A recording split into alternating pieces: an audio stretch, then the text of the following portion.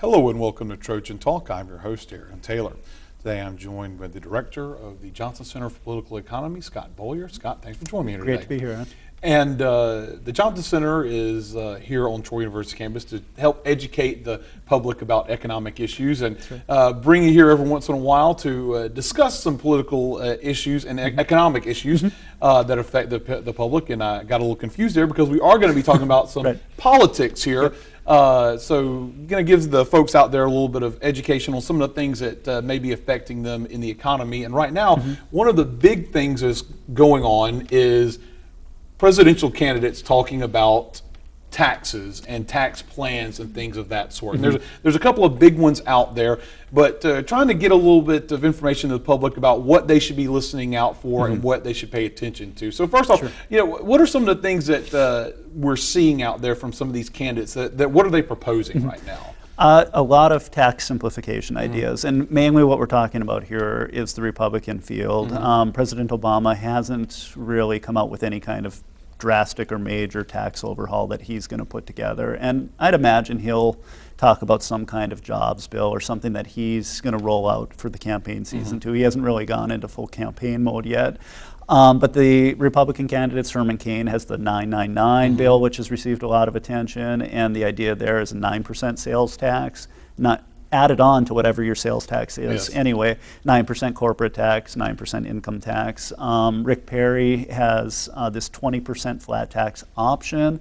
That one in a lot of ways is more problematic because if you can bring down your tax bill through deductions more than his alternative, then why do it? The 999 one is more radical. It makes sense from a simplification of the tax code standpoint, but I don't think it has a very good chance.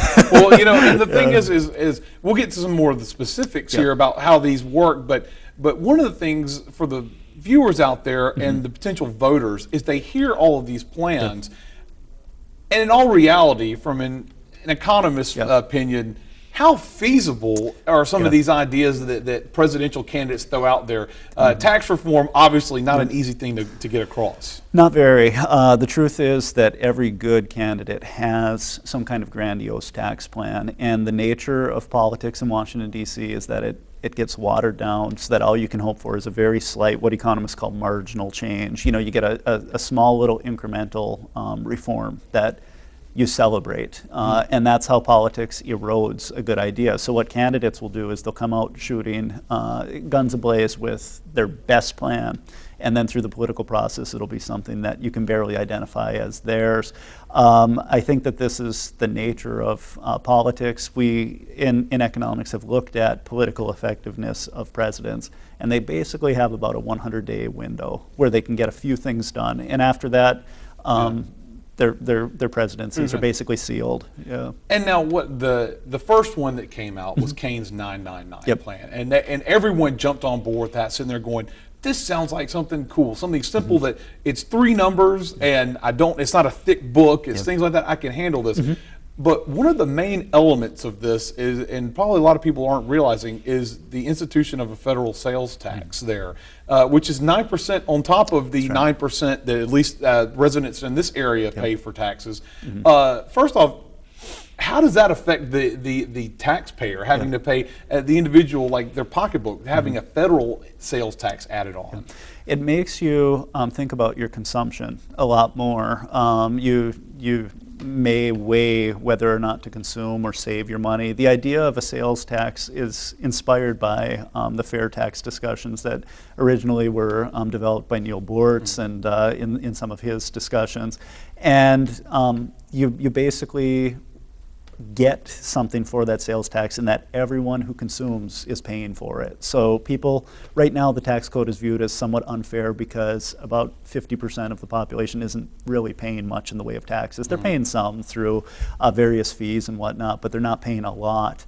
And this would be a way to capture money from them. Now, on the one hand, that's interesting because you have another source of revenue, but it also means that the tax is going to hit the poor and other groups that are currently being exempted from a lot of taxation. And yeah, I think he's going to wrestle with that for months to come, the regressive nature of his proposal. Yeah, and it ends up affecting the pocketbooks of the citizens, even though they're thinking, well, this seems a little more simplified than, maybe having to fill out income tax forms and things like that all the time. You end up having, yes, you can pay for the government, but people are not going to want to spend as much money that with an extra 9 cents on every dollar they pay. So, and how does that, I guess, in the future for people, does it make it feasible? Could a federal sales tax actually end up happening? Could it end up working? Would people agree with it? You'd need a lot of change, and it's unclear to me if we would need constitutional change to justify that. And if you do, you have to go to all the states, and I'm not sure that all states are going to pass it. One thing you worry about when you introduce a new type of taxation, a federal sales tax, is now you've opened another can of worms where the government can raise that over time. And it can, basically, grab more money from individuals. The income tax opened up a can of worms that's called the 20th century increase in government size and scope, and that's largely the result of introducing that in the early 1900s. And so when it comes right down to it, and I know we could probably talk for hours on this, obviously, but what do people need to be aware of when they hear these candidates about the feasibility? I mean, really, truly. Should they be making their vote based off these tax plans? No, I think it's one. I described to you prior to the show. It's a candidate is like a buffet, and there are a whole bunch of different things on the buffet they're offering, and one dish of it is their tax plans. They need to be talking about their spending and their attitudes towards civil liberties and social issues. All of that should go into your decision, and some kind of really sexy tax plan in the absence of, say, their spending ideas. Is really, really problematic. So you need to be informed on a lot of different issues before you say, this plan is for me. I mean, tax policy by itself is only one half of the equation. And the fact that hardly anyone really understands it anyways. You may be the only person within a 15-mile radius right now that could really understand this. So I definitely don't understand taxes, but it's good to know that people get a chance to hear from you, and also if they need to host of e-conversations here on Trojan Vision. Maybe these will be some of the topics that they'll hear from that sometime in the future. I think so, as the election gets closer, for sure. We'll definitely see that. Well, Scott, thanks for joining me today, and once again, thanks for being here and being the host of e-conversations. So.